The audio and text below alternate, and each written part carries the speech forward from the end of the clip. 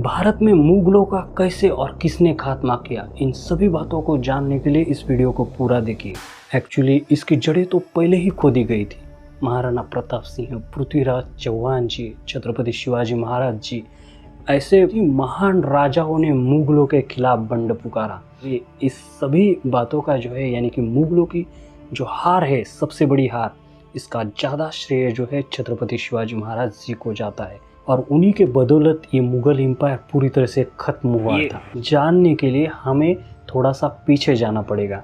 1526 में मुगल एम्पायर बाबर ने इस्टेब्लिश किया था भारत में, ये तो हम सभी जानते हैं। और 1528 में उसी बाबर ने अयोध्या का श्री राम मंदिर भी तोड़ा था। ऐसे अनगिनत मंदिर उसने तोड़े थे, लेकिन श्री राम मंदिर जो है बहुत ही महत्वपूर्ण था हिंदुओं के लिए। और उस जगह पे उसने बड़े ही क्रूरता से बाबरी मस्जिद खड़ी की थी। और सबसे बड़ी बात, जो एम्पायर था मुगल एम्पायर, इस समय बहुत ही ज़्यादा पावरफुल था। इतिहास गवाह है, हम सभी जानते हैं कि जो भी एम्पायर बहुत ज़्यादा पावरफुल बन जाता है वो एक्चुअली उसके डाउनफॉल की तरफ बढ़ने लगता है। और वैसा ही हुआ। 17वीं सेंचुरी में छत्रपति शिवाजी महाराज जी का जन्म शिवनेरी किले पर हुआ। वो जो दौर था वो औरंगज़ेब का दौर था। और औरंगज़ेब के शासनकाल में जब जो आदिल शाही वगैरह थी, उनके खिलाफ जो है छत्रपति शिवाजी महाराज जी ने तलवार उठाई। अपने अस्तित्व के लिए वो लड़े और उन्होंने मराठा एम्पायर इस्टेब्लिश किया, जो कि पूरी तरह से सेकुलर राज्य था, स्वराज्य था। उस स्वराज्य की स्थापना की। छत्रपति शिवाजी महाराज जी के निधन के बाद भी आगे चल के कई छत्रपति आए।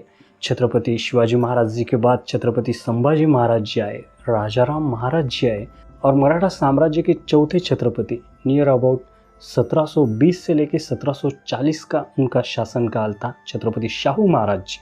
इनके ही शासनकाल में जो है हमारे मराठा साम्राज्य के सेनापति, सेना नायक थोरले बाजीराव प्रथम, ऐसे नामों से उन्हें जाना जाता था। का जो सेनापति का काल था 1720 से लेके 1740 तक का। एक्चुअली 1720 में जो है उनके पिताजी का निधन हुआ और वो उनकी जगह पे मराठा साम्राज्य के सेनापति बने। और उनका जो जन्म था वो 17वीं सेंचुरी के बिल्कुल स्टार्टिंग में हुआ। तो इसके बाद 1740 तक उनका जीवन काल था। इस छोटे से जीवन काल में इस महान योद्धा ने बड़ा ही वीरता का काम किया था। सबसे पहले तो मैं आपको बताना चाहूँगा, बॉलीवुड ने इस महान योद्धा को एक रोमांटिक लव स्टोरी तक ही सीमित रखा। एक ऐसा सेनापति था जिस सेनापति ने 19-20 साल की उम्र में दिल्ली को बंधक बना के रखा था। 3 दिन में पुणे से दिल्ली तक घुड़सवारी की थी। बहुत ही पराक्रमी, चतुर और अनुशासन को पालने वाले थे ये बाजीराव प्रथम। और आपको मैं एक बात बता दूं, ब्रिटेन के डिफेंस स्टडी के कोर्स में जो है बाजीराव प्रथम के इतिहास के बारे में पढ़ाया जाता है। बाजीराव प्रथम जी का जो इतिहास है, उन्होंने 41 लड़ाइयाँ लड़ी उनके जीवन काल में और उन्होंने एक भी लड़ाई नहीं हारी थी। निज़ाम, बगश, मुग़ल, पोर्तुगीज, ऐसे बहुत ही पावरफुल सत्ताओं को जो है वो अपने घुटनों पर टेक दिया था इस बाजीराव प्रथम जी ने। और जो पुरानी सत्ताएं थी जैसे कि इंदौर, पुणे, ऐसी सत्ताओं को पुनर्जीवित किया था बाजीराव प्रथम जी ने। आप अगर वाराणसी जाओगे तो इनके नाम का एक घाट आपको मिलेगा, वो खुद बाजीराव प्रथम जी ने ही बनवाया था। दिल्ली के बिरला मंदिर में भी आपको इनकी मूर्ति मिलेगी और कच्छ में इन्होंने बनवाया था कांच का महल। 1720 के समय में दिल्ली पर आक्रमण करना कोई मामूली बात नहीं थी। दिल्ली मुगलों की मुट्ठी में थी और मुगल उस समय बेहद ज़्यादा पावरफुल थे। आपको मैं बता दूं, इस समय जो है मुगल बादशाह औरंगज़ेब का 12वां नाती मोहम्मद शाह इस जगह पर राज कर रहा था। और बाजीराव प्रथम जी छत्रपति शाहू महाराज जी से हमेशा कहते थे, जब तक हम युद्ध में मुगलों को मुंह तोड़ नहीं हराएंगे तब तक हम ना के बराबर है।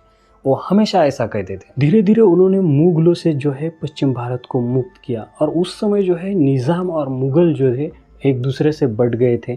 और इस समय निज़ाम शाही को भी जो है बाजीराव प्रथम जी ने कई बार हराया। तो यहाँ तो अभी ऐसा हो गया था कि मराठा एम्पायर जो है किसी से भी टक्कर ले सकता था, इतना पावरफुल हो गया। इधर बुंदेलखंड में भी जो है मोहम्मद बगश को बाजीराव प्रथम जी ने कई बार हराया था।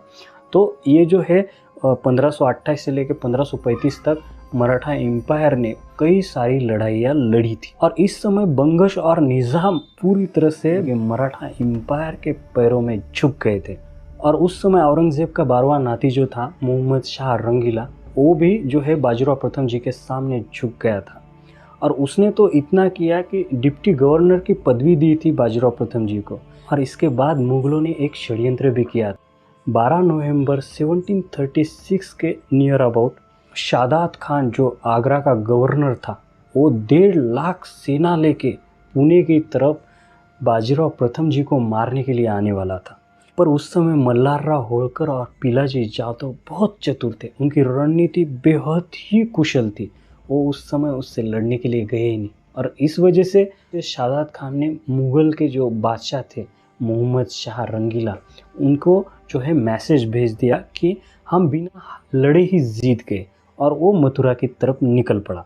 और मथुरा की तरफ जब वो निकल पड़ा तो वो मथुरा में कुछ दिनों के लिए अटक गया। और जैसे ही बाजीराव प्रथम जी को पता चला कि ये मथुरा चला गया शादात खान, उस समय बाजीराव प्रथम जी ने डायरेक्ट दिल्ली पर अटैक किया और दिल्ली को 3 दिनों तक बंदी बना के रखा। ये औरंगज़ेब का जो 12वां नाती था, वो इतना डर गया था, वो दिल्ली छोड़ के अफ़गानिस्तान जाने वाला था उस समय, क्योंकि उसने बहुत ही नज़दीक से बाजीराव प्रथम जी को देखा था। और फिर बाद में जो है बाजीराव प्रथम जी ने 3 दिनों के बाद दिल्ली को मुक्त किया और फिर से वो पुणे लौट गए। उन्हें सिर्फ यही दिखाना था कि हम दिल्ली को कभी भी झुका सकते हैं। ये समय था नियर अबाउट 28 मार्च 1737 के आसपास का। इस समय मुगलों को भी पता चल गया था कि मराठा आर्मी हमें कभी भी हरा सकती है। फिर दोस्तों समय आया नियर अबाउट 24 दिसंबर 1737 का। इस समय बाजीराव प्रथम जी ने ठान लिया कि अब मुगलों को डायरेक्टली युद्ध में हराना है।